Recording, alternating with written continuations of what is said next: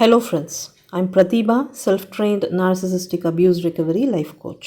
Narcissistic abuse பற்றின கன்ஃபியூஷன்ஸையும் டவுட்ஸையும் clarify பண்ணிக்கிறதுக்காகவும் ஹீலிங்காகவும் என்கிட்ட paid session attend பண்ணணும்னு நினைக்கிறவங்க ஸ்க்ரீனில் தெரிகிற இந்த வாட்ஸ்அப் நம்பருக்கு மெசேஜ் பண்ணுங்கள். நச்சுகள் அவங்களோட விக்டிம்ஸை பல வகையான ஸ்ட்ராட்டஜிஸ் யூஸ் பண்ணி அப்யூஸ் பண்ணுவாங்க. அதில் ஒரு வகையான profound and wordless emotional abuse, அதாவது ஆழமான வார்த்தைகளற்ற உணர்வு துஷ்பிரயோகம், அதுதான் அன்லவ். இந்த ஸ்ட்ராட்டஜியை எதுக்காக யூஸ் பண்ணுவாங்க அப்படிங்கிறத நான் கடைசியாக சொல்கிறேன். ஃபஸ்ட்டு இதால் என்னெல்லாம் நடக்கும் அப்படிங்கிறத பார்க்கலாம். அதாவது இதோட ப்ராசஸ் எப்படி இருக்கும் அப்படிங்கிறத பார்க்கலாம். அன்லவ் அப்படிங்கிறது லவ்வோட ஆப்போசிட் கிடையாது. இது லவ்வோட வித்ட்ராயல், அதாவது கம்ப்ளீட் இமோஷனல் வித்ட்ராயல். இந்த ஒரு ஃபேஸை தான் நான் அன்லவ் அப்படின்னு மென்ஷன் பண்ணியிருக்கேன். இந்த அன்லவ் ஃபேஸ் விக்டிம்ஸ்க்கு எப்படி ஃபீல் ஆகும்னு பார்த்தீங்கன்னா, இருக்குது அப்படின்னு நினச்சிக்கிட்டு இருந்த அந்த காதல் திடீர்னு ஒரு நாள் இல்லாமல் போகும். அதாவது அது செத்து போன மாதிரி ஒரு உணர்வு ஏற்படும். இந்த கட்டத்தில் நச்சுகள் கம்ப்ளீட்டாக ஒரு வித்ட்ராயல் மோடுக்கு ஷிஃப்ட் ஆகிடுவாங்க. ஆக்சுவலி இந்த ரிலேஷன்ஷிப்பே உண்மை கிடையாது. இதை இவங்க உருவாக்கின ஒரு சிச்சுவேஷன்ஷிப். இதில் இவங்க காட்டின இந்த காதலும் உண்மை கிடையாது. இது ஜஸ்ட் ஒரு இல்யூஷன். திடீர்னு ஒரு நாள் அந்த இல்யூஷனரி லவ்வும் காணாமல் போயிடும். அந்த இல்லாத காதலும் செத்து போகும். பட் இது எல்லாமே சைலண்ட்டாக நடக்கிறதுனால விக்டிம்க்கு இந்த கட்டத்தில் என்ன நடந்துக்கிட்டு இருக்குது அப்படிங்கிறதே புரியாது. ஏன்னா ஆஸ் யூஷுவல் நச்சுகள் இதையும் அவங்களோட அந்த சைலண்ட் லாங்குவேஜில் தான் பேசுவாங்க. ஸோ அன்லவ்னு சொல்லப்படுற அந்த பர்டிகுலர் சைலண்ட் ஃபேஸை தான் நம்ம இந்த பதிவில் டீகோட் பண்ண போகிறோம். நச்சுகளோட கேமில் இந்த அன்லவ் அப்படிங்கிற இந்த மூவ், இந்த ஸ்ட்ராட்டஜி எப்படி இருக்கும்னு பார்த்தீங்கன்னா, இவங்க கூடவே இருப்பாங்க, ஆனால் எட்ட முடியாத தூரத்தில் இருக்கிற மாதிரி உங்களுக்கு ஃபீல் ஆகும். உங்கள் கூட உட்காந்து சாப்பிடுவாங்க, உங்கள் பக்கத்துலேயே படுத்து தூங்குவாங்க, நீங்கள் கேட்குற கேள்விகளுக்கெல்லாம் பதில் சொல்லுவாங்க. ஆனால் இவங்களோட எல்லா ஆக்டிவிட்டீஸுமே ரொம்ப வித்தியாசமாக இருக்கும். இதுக்கு முன்னாடி இருந்த மாதிரி இருக்காது. இந்த பேட்டர்ன் உங்களுக்கு ரொம்ப புதுசாக இருக்கும். கம்ப்ளீட்டாக இவங்க வேறு ஒரு வேர்ஷனாக மாறி இருப்பாங்க. லிட்ரலி நீங்கள் இது வரைக்கும் பார்க்காத ஒரு புது வேர்ஷனை இந்த ஃபேஸில் நீங்கள் பார்ப்பீங்க. இவ்வளோ நாளாக உங்களுக்கு ஏதோ ஒரு வகையில் குடைச்சல் கொடுத்துக்கிட்டே இருந்தவங்க திடீர்னு சைலண்ட் ஆகிடுவாங்க. உங்களை எந்த வகையிலையும் மேனிப்புலேட் பண்ணுறதுக்கு கூட ட்ரை பண்ண மாட்டாங்க. ஜீரோ மேனிப்புலேஷன் மோடில் இருப்பாங்க. இவங்க வெளிப்படுத்திக்கிட்டு இருந்த அந்த நெகட்டிவ் எமோஷன்ஸை கூட கம்ப்ளீட்டாக ஷட் டவுன் பண்ணிடுவாங்க. இந்த ரிலேஷன்ஷிப்பில் இருந்த ஏதோ ஒன்று இப்போது காணாமல் போன மாதிரி ஃபீல் பண்ணுவீங்க. ஆனால் அது என்ன அப்படிங்கிறத வேர்பலாக உங்களால் எக்ஸ்பிளைன் பண்ண முடியாது. ஏன்னா வார்த்தைகளால் விவரித்து சொல்கிற அளவுக்கு இங்கே எதுவுமே நடக்கலை. இமோஷ்னல் ட்ராமாவும் இல்லை, இமோஷ்னல் அப்யூஸும் இல்லை, எதுவுமே இல்லை. இப்படி ஒரு சைலண்ட் அண்ட் நான் ட்ரமாட்டிக் ஃபேஸுக்கு பேர் தான் அன்லவ். இதில் இன்னொரு முக்கியமான விஷயம் என்னன்னு பார்த்தீங்கன்னா, மோஸ்ட்லி கோவர்ட் நச்சுகள் தான் இந்த பேட்டர்னை மெயினாக யூஸ் பண்ணுவாங்க. இந்த ஃபேஸில் என்ன நடக்குதுன்னு பார்த்தீங்கன்னா, யூ வில் பி ஜஸ்ட் அன்லவ்ட்.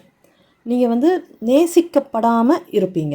இதை வார்த்தையால் சொல்லணுன்னா இப்படி தான் சொல்ல முடியும். ஓகே, அப்போது நீங்கள் நேசிக்கப்படலை அப்படின்னா நீங்கள் வெறுக்கப்படுறீங்களா அப்படின்னு கேட்டால் அதுவும் கிடையாது. ஜஸ்ட் நேசிக்கப்படலை, அவ்வளோதான். இந்த ஃபேஸில் எதுவுமே நடக்காத மாதிரி இருக்கும். உங்களுக்கு எந்த அபியூஸும் நடக்காத மாதிரியும் இருக்கும். ஆனால் ரொம்ப சைலண்ட்டாக இங்கே ஒரு விஷயம் நடந்துக்கிட்டு இருக்கு. என்ன நடந்துக்கிட்டு இருக்கு? Withdrawal of emotions, withdrawal of connections, complete withdrawal. அதுதான் இங்கே நடந்துக்கிட்டு இருக்கு. இவங்க நடத்திக்கிட்டு இருந்த அந்த காதல் நாடகத்தை கம்ப்ளீட்டாக வித்ட்ரா பண்ணிடுவாங்க. Physically present but emotionally absent மோடில் இருப்பாங்க. ஸோ இவங்களோட இந்த இமோஷனலி அன்அவைலபிள் ஃபேஸ் அன்லவ் ஃபேஸ் அப்படின்னு சொல்லப்படுது. இந்த பர்டிகுலர் ஃபேஸில் அந்த என்விரான்மெண்ட் எப்படி இருக்கும்னு பார்த்தீங்கன்னா, எம்டியாக இருக்கும். எதுவுமே இல்லாத ஒரு வெறுமையை மட்டும்தான் உங்களால் உணர முடியும். எப்பவும் கலேபரமாக இருந்த அந்த என்விரான்மெண்ட் இந்த கட்டத்தில் ரொம்ப ரொம்ப ரொம்ப அமைதியாக இருக்கும். இந்த கட்டத்தில் என்ன நடந்துக்கிட்டு இருக்கு அப்படிங்கிற ஐடியாவே உங்களுக்கு இருக்காது. அவங்களுக்கு உங்களை பிடிக்காமல் போயிடுச்சு, இந்த ரிலேஷன்ஷிப் அவங்களுக்கு போர் அடிச்சிடுச்சு அப்படின்னு உங்களால் சொல்ல முடியாது. ஏன்னா அந்த மாதிரி எந்த ஒரு அறிகுறியையும் அவங்களோட செயற்பாடுகளில் உங்களால் பார்க்க முடியாது. அதே சமயம் அவங்க இன்ட்ரெஸ்டோடு தான் இன்னும் இந்த ரிலேஷன்ஷிப்பில் இருக்காங்க, அவங்களுக்கு உங்களை பிடிச்சிருக்கு அப்படின்னும் உங்களால் ஒரு முடிவுக்கு வர முடியாது. ஏன்னா அதுக்கான சிக்னல்ஸும் இங்கே இருக்காது. நம்மளாம் முயற்சி பண்ணி ஏதாவது தெரிஞ்சுப்போம் அப்படின்னு சொல்லிட்டு நீங்கள் அவங்கக்கிட்ட போயிட்டு எது பண்ணினாலும் அவங்க ஜஸ்ட் அமைதியாக இருப்பாங்க. அதாவது நீங்கள் பாட்டுக்கு சும்மா இருந்தாலும் ஏன்னு கேட்க மாட்டாங்க. நீங்கள் அவங்கக்கிட்ட போய் ஏதாவது பண்ணாலும் அவங்க அதை வேண்டான்னு சொல்ல மாட்டாங்க. எல்லாத்துக்குமே அவங்க ஒத்துழைக்கிற மாதிரி நடந்துப்பாங்க. பட் ஆக்சுவலி ஸ்பீக்கிங் அது ஒத்துழைக்கிறதும் கிடையாது. நீ அமைதியாக இருக்கியா, நானும் அமைதியாக இருக்கேன். நீ கட்டி பிடிக்கிறியா, நானும் கட்டி பிடிக்கிறேன். நீ கிஸ் பண்ணுறியா, நானும் கிஸ் பண்ணுறேன். கண்டிப்பாக இது ஒத்துழைப்பு கிடையாது. ஜஸ்ட் நீங்கள் என்ன பண்ணுறீங்களோ அது மிரரில் ரிஃப்ளெக்ட் ஆகிற மாதிரி ஆகும், அவ்வளோதான். கண்ணாடி முன்னாடி நின்றுக்கிட்டு நீங்கள் எது பண்ணாலும் அது கண்ணாடியில் ரிஃப்ளெக்ட் ஆகும் இல்லையா, அந்த மாதிரி தான் இது இருக்கும். இதில் பிரச்சனை என்னன்னு பார்த்தீங்கன்னா, அவங்க எந்த பிரச்சனையும் பண்ண மாட்டாங்க. அதுதான் இங்கே பிரச்சனையே. அவங்கக்கிட்டேயே நேரடியாக கேட்டுடலாம்னு முடிவு பண்ணி அவங்கக்கிட்ட போயிட்டு, நீ ஏன் இப்படி ரொம்ப சைலண்ட்டாக இருக்க அப்படின்னு கேட்டால், நான் சைலண்ட்டாக தானே இருக்கேன், அதில் உனக்கு என்ன கஷ்டம் அப்படின்னு கேட்பாங்க. நீங்கள் என்ன கேட்குறீங்க அப்படிங்கிறது இந்த நச்சுகளுக்கு நல்லாவே தெரியும். உங்களோட கேள்விகள் எதுக்குமே அவங்கக்கிட்ட இருந்து நேரடியான, நியாயமான, உண்மையான பதில்கள் வராது அப்படிங்கிறத தான் நீங்கள் இந்த கட்டத்துலையும் புரிஞ்சுக்கணும். இதில் நீங்களாவே தெரிஞ்சுக்க வேண்டிய ஒரு ரகசியம் என்னன்னு பார்த்தீங்கன்னா, நச்சுகளுக்கு இந்த அன்பு, காதல் இதெல்லாம் ஆகாத விஷயங்கள். இதையெல்லாம் அவங்க உற்பத்தி பண்ணுறதே கிடையாது. ஏன்னா அவங்கள பொறுத்த வரைக்கும் இதையெல்லாம் வீக்னஸாக பார்க்குறாங்க. ஆனால் இதெல்லாம் அவங்கக்கிட்ட இருக்கிற மாதிரி நடித்து எதுக்காக இந்த கல்யாணம் அப்படிங்கிற கான்செப்டை யூஸ் பண்ணுறாங்கன்னு பார்த்தீங்கன்னா, உங்ககிட்டேருந்து கிடைக்கிற அந்த பெனிஃபிட்ஸ்க்காகவும் அவங்களால உணர முடியாத உணர்வுகளை உங்கள் மூலமாக உணர்றதுக்காகவும் அவங்களுக்கு தேவைப்படுற அந்த சாடிஸ்டிக் சப்ளைக்காகவும் உங்கள் மூலமாக கிடைக்கிற அந்த குடும்பம் அப்படிங்கிற அந்தஸ்துக்காகவும் தான் அவங்க கல்யாணமே பண்ணுறாங்க. கல்யாணத்துக்கு பிறகும் உங்களை அந்த ரிலேஷன்ஷிப்பில் தக்க வைக்கிறதுக்காக அந்த நடிப்பை இன்னும் கொஞ்சம் வருஷத்துக்கு கண்டினியூ பண்ணுவாங்க. இனிமே அவங்க நடிக்க வேண்டிய தேவை இல்லை அப்படிங்கிற கட்டம் வரும்போது அன்லவ் மோடுக்கு ஷிஃப்ட் ஆகிடுவாங்க. ஆனால் இவ்வளோ நாளாக லவ் பண்ணுற மாதிரி நடிச்சுக்கிட்டு இருந்தாங்கல்ல, அந்த நடிப்பை அப்படியே கண்டினியூ பண்ணுறதை விட்டுட்டு எதுக்காக இப்படி அன்லவ் மோடுக்கு ஷிஃப்ட் ஆகணும்? ஏன்னா நச்சுகளை பொறுத்த வரைக்கும் அன்பு, காதல் இதையெல்லாம் ஒரு வீக்னஸாக தானே பார்க்குறாங்க. உங்களை மேனிப்புலேட் பண்ணி வீக் ஆக்கிறதுக்காக ஸ்டார்டிங் ஸ்டேஜஸில் தேவைப்படுற அந்த காலகட்டம் வரைக்கும் இவங்க இந்த லவ்வை ஒரு மேனிப்புலேட்டிவ் ஸ்ட்ராட்டஜியாக யூஸ் பண்ணிக்கிட்டு வர்றாங்க. அதுக்கப்புறம் உங்களை பக்காவாக க்ரூம் பண்ணி டேம் பண்ணி அவங்களோட பெட் அனிமலாக அவங்க மாற்றின பிறகு ஒரு கட்டத்துக்கு மேலே அவங்க உங்களை மேனிப்புலேட் பண்ண வேண்டிய அவசியம் இருக்காது. ஏன்னா நீங்களே உங்களை செல்ஃப் மேனிப்புலேட் பண்ணிப்பீங்க. நீங்கள் செல்ஃப் மேனிப்புலேஷன் மோடில் இருக்கும்போது இந்த ரிலேஷன்ஷிப்பை தக்க வச்சுக்கிறதுக்காக அவங்க சைட்லேருந்து அவங்க பெருசாக எந்த ஒரு இன்வெஸ்ட்மெண்ட்டும் பண்ண வேண்டிய அந்த நீட் அவங்களுக்கு இல்லாமல் போகுது. ஸோ அங்கேருந்து அவங்களோட ஒரிஜினல் ஃபேஸை காட்ட ஆரம்பிச்சிடுவாங்க. அப்யூஸோட அந்த டிகிரி ஏறிக்கிட்டே போகும். ஆஃப்டர் அ டைம் பீரியட் எல்லாத்தையும் அப்படியே அப்ரப்டாக ஸ்டாப் பண்ணிடுவாங்க. ஆனால் நீங்கள் ஆல்ரெடி செல்ஃப் மேனிப்புலேஷன் மோடில் இருக்கிறதுனால இந்த விஷயத்தையும் அவங்களுக்கு சாதகமாக யோசித்து உங்களை நீங்களே மேனிப்புலேட் பண்ணிப்பீங்க. ஆக்சுவலாக அவங்க என்ன பண்ணிக்கிட்டு இருக்காங்க அப்படிங்கிற அந்த ரியாலிட்டியை பார்க்காம, லாஜிக்கலாக யோசிக்காமல் நீங்களாவே இதை திரிச்சு யோசிப்பீங்க. அவங்களோட பிஹேவியர் என்ன கன்வே பண்ணாலும் அவங்க இன்னும் உங்கள் கூட தான் இருக்காங்க. ஸோ அவங்களுக்கு இன்னும் இந்த ரிலேஷன்ஷிப்பில் இன்ட்ரெஸ்ட் இருக்குது, உங்கள் மேலே இன்ட்ரெஸ்ட் இருக்குது அப்படிங்கிறத நீங்கள் முழுசாக நம்புவீங்க. நம்ம இல்லாமல் இவங்களால இருக்க முடியாது, அதனால தான் இவங்க இன்னமும் நம்ம கூட இருக்காங்க, இவங்களுக்கு வேற ஏதோ பிரச்சனை, அதனால தான் இப்படி வியர்டாக பிஹேவ் பண்ணிகிட்டு இருக்காங்க, எல்லாம் கொஞ்ச நாளில் சரியாயிடும் அப்படின்னு சொல்லி உங்களை நீங்களே சமாதானப்படுத்திக்கிட்டு எல்லாம் மறுபடியும் நார்மல் ஆகிறதுக்காக காத்துக்கிட்டு இருப்பீங்க. இதுதான் கோவர்ட் நச்சுகளோட பெக்யூலியர் டேலண்ட். அவங்க வாயால் எதையுமே கன்ஃபார்ம் பண்ண மாட்டாங்க, செயலாலையும் எதையுமே காட்டிக்க மாட்டாங்க, எல்லாத்தையுமே சைலண்ட்டாக பெர்ஃபார்ம் பண்ணுவாங்க. அவங்களுக்கும் சேர்த்து உங்களையே யோசிக்க வச்சு அவங்களுக்கு சாதகமாக நீங்கள் முடிவுகளை எடுக்கிற மாதிரி உங்களை இன்டைரக்டாக லீட் பண்ணுவாங்க. இந்த அன்லவ் ஃபேஸில் பேரலெல்லாம் இன்னொரு விஷயமும் நடந்துக்கிட்டு இருக்கும். உங்களுக்குள்ள ஒரு சைக்கலாஜிக்கல் டிரான்ஸ்ஃபர்மேஷன் நடந்துக்கிட்டு இருக்கும். ஆல்ரெடி இவங்களால உங்களுக்குள்ள நிறைய சைக்கலாஜிக்கல் டேமேஜஸ் நடந்துக்கிட்டு இருக்கும். ஆனால் இந்த ஃபேஸில் என்ன நடக்கும்னு பார்த்தீங்கன்னா, நீங்கள் லவ் பண்ணுற அந்த கெப்பாசிட்டியை கொஞ்சம் கொஞ்சமாக இழந்துக்கிட்டு இருப்பீங்க. இன்னும் கொஞ்சம் தெளிவாக சொல்லணும்னா, உங்களுக்குள்ள நீங்கள் அந்த பாசிட்டிவ் எமோஷன்ஸை ஜெனரேட் பண்ணுற அந்த கெப்பாசிட்டியை இழந்துக்கிட்டு இருப்பீங்க. இது எப்படி நடக்கும்னு பார்த்தீங்கன்னா, ரிலேஷன்ஷிப்பில் இந்த உணர்வு பரிமாற்றம் அப்படிங்கிறது ரொம்ப மியூச்சுவலாக இருக்கணும். ஆனால் நார்சிசிஸ்டிக் ரிலேஷன்ஷிப்பில் அந்த கிவ் அண்ட் டேக் இருக்காது, எல்லாமே ஒன் சைடாக தான் இருக்கும். நீங்கள் கொடுத்துக்கிட்டே இருப்பீங்க, அவங்க வாங்கிக்கிட்டே இருப்பாங்க. ஃபிசிக்கலி ஹெல்த்தியாக இருக்கணும்னா எப்படி நமக்கு அந்த ஒரு ப்ராப்பர் டயட் நரிஷ்மெண்ட் தேவைப்படுதோ, அதே மாதிரி தான் மென்டல் ஹெல்த்துக்கும் நமக்கு அந்த ஒரு ப்ராப்பர் இமோஷ்னல் நரிஷ்மெண்ட் தேவைப்படும். இந்த இமோஷ்னல் நரிஷ்மெண்ட் ஃபேமிலி கிட்ட இருந்தும் ஃப்ரெண்ட்ஸ் கிட்ட இருந்தும் நமக்கு கிடைக்கும். இதில் நம்மளோட பேரண்ட்ஸும் லைஃப் பார்ட்னரும் மெயின் ரோல் ப்ளே பண்ணுவாங்க.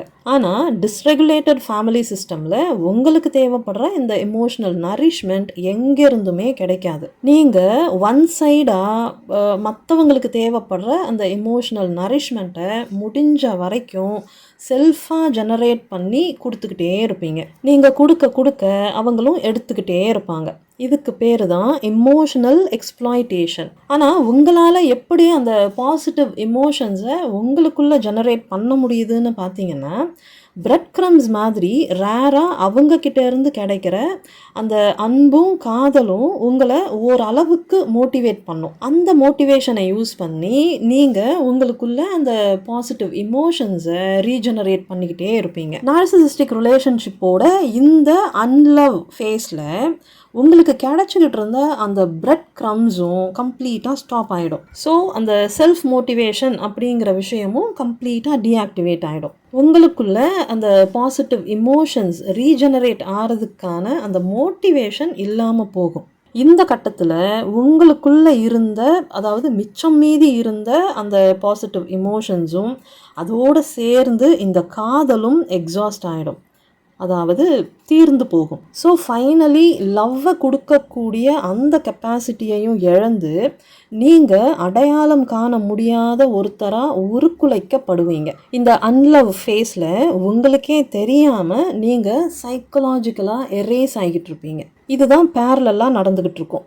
இப்போது உங்களோட இந்த சைக்கலாஜிக்கல் எரேஷர் அது எப்படி நடக்கும் அப்படின்னு பார்த்தீங்கன்னா, நார்சிசிஸ்டிக் ரிலேஷன்ஷிப்போட இந்த அன்லவ் ஃபேஸில் நீங்கள் இன்விசிபிளாகவும் அன்லவபிளாகவும் ஃபீல் பண்ணுவீங்க.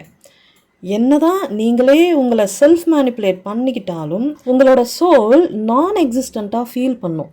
ஏன் என்னை கவனிக்கவே மாட்டேங்கிறாங்க, நான் நிஜமாகவே இங்கே இருக்கேனா இல்லையா, நான் இவங்க கண்ணுக்கு தெரியறேனா தெரியலையா அப்படின்னு சொல்லி தன்னோட அந்த எக்ஸிஸ்டன்ஸ் மேலேயே உங்களோட சோலுக்கு ஒரு டவுட் வரும். உங்களோட ப்ரெசன்ஸை உங்கள் லைஃப் பார்ட்னர் ஃபீல் பண்ணவே மாட்டேங்கிறாங்கங்கும்போது உங்களோட சோல் ஹாண்டடாக ஃபீல் பண்ணும்.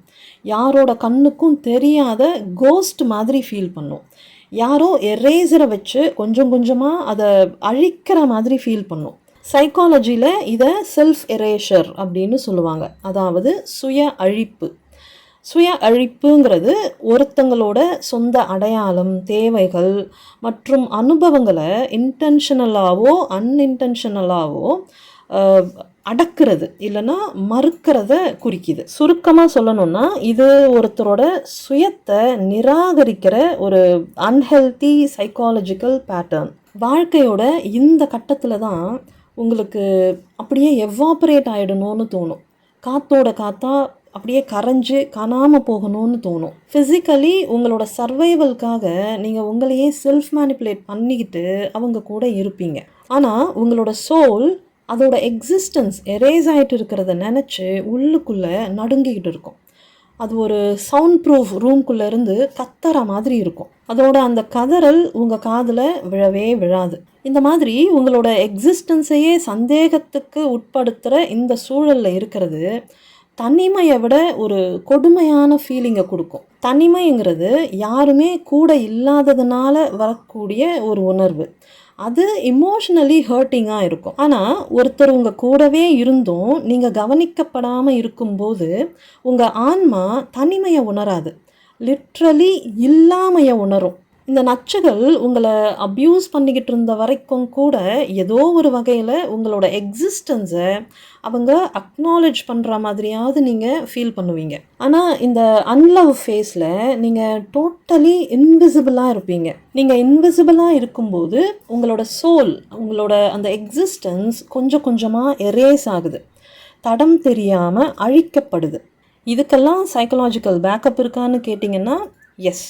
டாக்டர் அலன் ஷோருங்கிற ஒரு American psychologist developmental neuroscience and attachment தியரியில் இமோஷ்னலி அன்அவைலபிள் ரிலேஷன்ஷிப்ஸ் பற்றியும் அதனால் டெவலப் ஆகிற ரிலேஷனல் ட்ராமா பற்றியும் ரொம்ப டீட்டெயில்டாக எக்ஸ்பிளைன் பண்ணியிருக்காரு. ஓகே, இப்போது நச்சுகள் யூஸ் பண்ணுற இந்த அன்லவ் டெக்னிக் பற்றியும் அதோட ப்ராசஸ் பற்றியும் தெரிஞ்சுக்கிட்டோம். ஆனால் எதுக்காக இதை பண்ணுறாங்க? இதுக்கு பின்னாடி இருக்கிற மெயின் கோல் என்னது? டிஸ்கார்ட். இதுதான் அவங்களோட மெயின் கோல். நச்சுகள் ஆரம்பித்த இந்த கேமில் இதுதான் அவங்களோட ஃபைனல் மூவ். லவ் பாம்பிங்கில் ஆரம்பித்து அன்லவ் ஃபேஸில் இந்த கேம் முடியுது. பட் ஸ்டில் இந்த கேம் இதோட முடிஞ்சு போச்சு, இவங்க இதோட உங்களை டிஸ்கார்ட் பண்ணிட்டாங்க அப்படிங்கிறத இவங்க வேர்பலாக டிக்ளேர் பண்ணவே மாட்டாங்க. கிராண்டியோஸ் நச்சுகள் அட்லீஸ்ட் இதை வெளியே சொல்கிறதுக்கு வாய்ப்பு இருக்குது. பட் ஸ்டில் இந்த ரிலேஷன்ஷிப்பை அவங்க முடிக்க மாட்டாங்க. ஆனால் கோவர்ட் நச்சுகள் வெளியே சொல்லவே மாட்டாங்க. ஆஸ் யூஷுவல் சைலண்ட்டாக இருந்தே சாகடிப்பாங்க. மொத்தத்தில் நச்சுகள் அவங்களுக்கு என்டர்டெய்னிங்காக இருக்கிற வரைக்கும் இந்த கேமை கண்டினியூ பண்ணுவாங்க. போர் அடிக்கிற கட்டத்தில் இந்த கேமை அப்படியே அப்ரப்டாக ஸ்டாப் பண்ணிடுவாங்க. இதுதான் அன்லவ் ஃபேஸுக்கு பின்னாடி இருக்கிற ரியாலிட்டி. ஸ்பெசிஃபிக்காக இது சம்மந்தப்பட்ட உங்களோட இஷ்யூஸை கிளாரிஃபை பண்ணிக்கிறதுக்காக என்கிட்ட பேஜ் செஷன் அட்டன் பண்ணணும்னு நினைக்கிறவங்க ஸ்க்ரீனில் தெரிகிற இந்த வாட்ஸ்அப் நம்பருக்கு மெசேஜ் பண்ணுங்கள். பத்திரமா இருங்க, பாதுகாப்பாக இருங்க, சந்தோஷமாக இருங்க. Bye friends.